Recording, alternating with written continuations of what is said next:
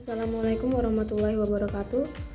Perkenalkan, nama saya Ummu Latifah dengan NIM 24041111040. Di sini saya akan menjelaskan tentang keamanan sistem operasi dan perangkat lunak. Jadi, saya akan menjelaskan tentang jenis-jenisnya. Di keamanan sistem operasi dan perangkat lunak ini ada beberapa jenis. Yang pertama yaitu jenis keamanan autentikasi. Jenis keamanan autentikasi ini adalah memastikan identitas pengguna atau login. Di sini contohnya ada password dan sidik jari. Kemudian jenis yang kedua yaitu keamanan otorisasi. Keamanan otorisasi ini adalah mengatur hak akses pengguna. Di sini ada antara admin dan user biasa. Kemudian jenis yang ketiga yaitu keamanan enkripsi. Keamanan enkripsi ini adalah melindungi data dengan kode rahasia. Di sini contohnya ada HTTPS dan enkripsi file. Kemudian contoh yang keempat ada keamanan jaringan atau firewall. Maksudnya adalah mengontrol akses keluar masuk jaringan. Di sini contohnya ada memblokir hacker. Kemudian jenis yang kelima yaitu keamanan malware. Keamanan malware sendiri adalah perlindungan dari virus dan program berbahaya. Di sini contohnya ada antivirus dan anti malware. Kemudian jenis yang keenam ada keamanan update dan patch. Maksudnya adalah memperbaiki celah sistem. Contohnya ada update aplikasi atau OS. Kemudian jenis yang kedelapan yaitu keamanan monitoring. Maksudnya adalah mengawasi setiap aktivitas sistem.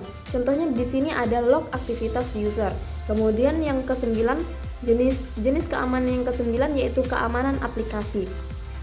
Yaitu maksudnya melindungi software dari serangan. Contohnya ada validasi input. Kemudian yang jenis terakhir keamanan kontrol akses.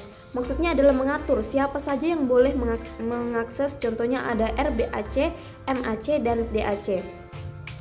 Kesimpulan adalah semua jenis ini saling melengkapi untuk melindungi sistem dari ancaman seperti peretasan, virus, dan pencurian data. Dan saya akan melanjutkan materi yang kedua yaitu cara mengatasi masalah keamanan. Yang pertama tadi ada autentikasi. Biasa masalah yang terjadi di autentikasi ini akun mudah dibobol. Nah, cara mengatasinya yaitu dengan gunakan password yang kuat. Kemudian aktifkan verifikasi 2 langkah. Kemudian yang terakhir, cara mengatasi yang terakhir yaitu jangan gunakan password yang sama di banyak akun. Masalah yang kedua yaitu otorisasi. Biasa masalah pada otorisasi ini semua user bisa akses semua data. Nah, cara mengatasinya yaitu atur hak akses sesuai peran. Contohnya itu ada admin atau user dan batasi akses yang hanya diperlukan. Kemudian yang ketiga ada enkripsi. Masalah biasa yang terjadi pada enkripsi ini data mudah dicuri atau dibaca. Nah, cara mengatasinya itu bisa dengan gunakan enkripsi. Contohnya ada HTTPS atau VPN. Kemudian cara mengatasi yang kedua yaitu enkripsi file penting di perangkat. Kemudian yang keempat ada firewall atau keamanan jaringan. Biasa yang terjadi masalah di sini yaitu serangan dari luar atau hacker. Nah, cara mengatasinya itu aktifkan firewall di perangkat. Kemudian hindari koneksi publik tanpa keamanan. Kemudian yang kelima, malware. Masalah yang terjadi malware ini perangkat terinfeksi virus.